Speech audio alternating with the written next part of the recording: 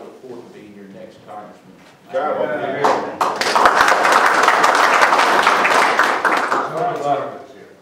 You know, it is a shame Mr. Butterfield couldn't be with us here this morning, but I encourage you to go to the www.wtvd website. And I had a debate with him Monday. And I think you'll see why he's not going to show his face in public with me. So please take a look at that debate, and you will find there is a clear, concise difference between Ashton and Woolard and my opponent. I am a believer in the private sector.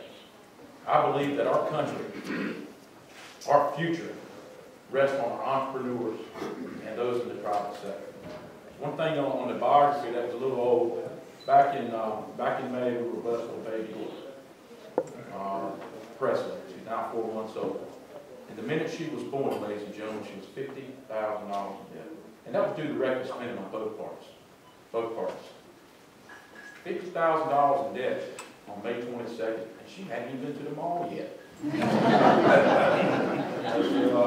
I get to look forward to that. But all kidding aside, this is a serious situation. We're in a global economic, what I would call collapse right now. We're in a deflationary cycle. That's why last week I was disappointed, and you should be as well, that your congressman did not have the courage to stand on the House floor and vote to extend the Bush tax cuts. He did not show up to vote. And we know who broke the vote was Nancy Pelosi. Now, we're sick and tired of this type of behavior from our congressman. He does not represent the values of Eastern North Carolina. In his letter that was sent, he mentions he looks forward to working with Democrats and Republicans. Look at his record, ladies and gentlemen. He votes with Nancy Pelosi 96% of the time and stains the other 4%. He does not cross party lines. Period. My first debate with him, I almost couldn't help resist but laugh, but I had to be professional. Because I do respect the office. I do respect the office. This is the United States Congress. This is serious business. Does not have to mean I have to agree with the man, but I do respect the position he holds. But he's mentioned working with his good friend Walter Jones. He does not work with Walter Jones. Walter Jones is my friend. Has become a very helpful mentor to me throughout the last year of this race. I'll be with him tonight. I can assure you I'll be working with Walter Jones each and every day when I become your congressman in Washington. I'll be working with folks across party lines. We're not going to fix the problems we got here in America by a bunch of gridlock. But I will tell you this morning, I will stay true to my conservative values and my conservative principles while I'm in Washington. I am a lifelong resident of Eastern North Carolina. And I'm driving up to that. I mean, it's absolutely gorgeous. We're blessed to live in one of the, what I call the greatest areas in our country. I wouldn't leave here for nothing in this world. But I do have 3 children, and it's about their future. Their ability to enjoy prosperity, freedom, liberty, entrepreneurship. It's at stake in this election. We are under attack. Our values are under attack. Our system of government is under attack. I am a believer in our Constitution. I would say that our current congressman is not. And I heard somebody mention the health care bill. I know we'll have some questions on that. But I'll just kind of back up and kind of talk about what my thoughts are on that. First and foremost, this piece of legislation is unconstitutional. Unconstitutional.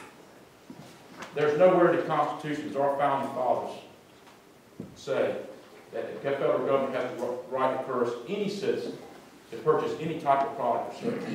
It's not there. And then we find out, now I am a small businessman. I understand what overtaxing and overregulating does to small businesses. And now we find out in that piece of legislation that any vendor that I spend $600 with, we've got to send a 1099 to them. What does that have to do with health care, ladies and gentlemen? Absolutely nothing. We also know, starting in 2012, there's going to be a real estate tax to fund health care.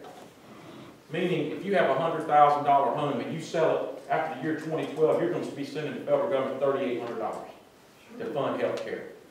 The 2,400+ page bill that Mr. Butterfield did not read and voted on is in there. And it's going to destruct our economy. It's going to kill small businesses. And it's going to hurt everyday Americans. We can fix, I don't think we have a health care problem. That's the liberals. We have a healthcare cost problem. So we can fix it through the private sector. Nowhere in that 2,400 plus page bill do you can see one mention of tort reform. It's not there. Go to Mr. Butterfield's FEC site. See who he's supported most by. Trial lawyers. But there's no mention of tort reform.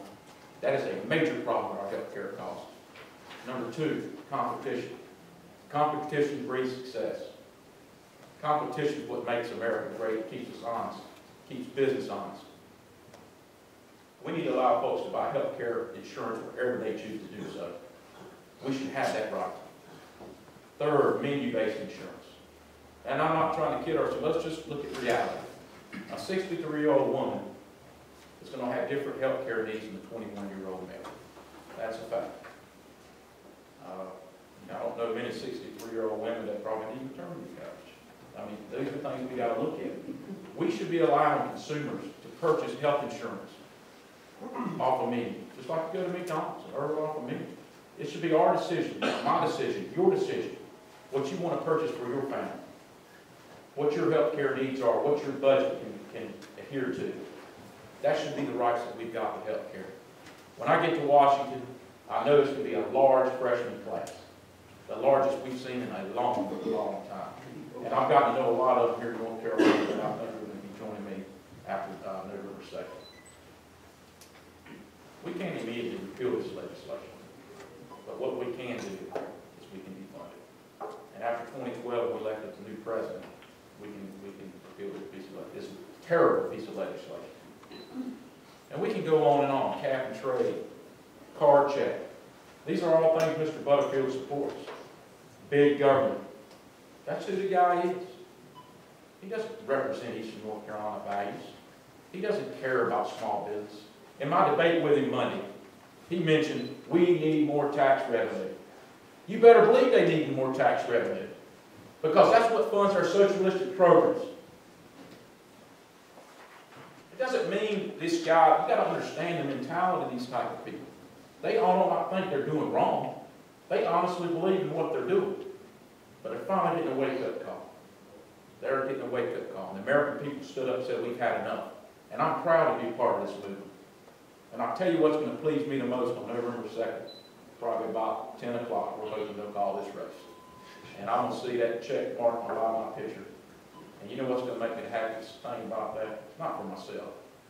It's because once that check mark Woolard beats Butterfield, we know one thing for sure. That Nancy Pelosi no longer Speaker of the House of the United States.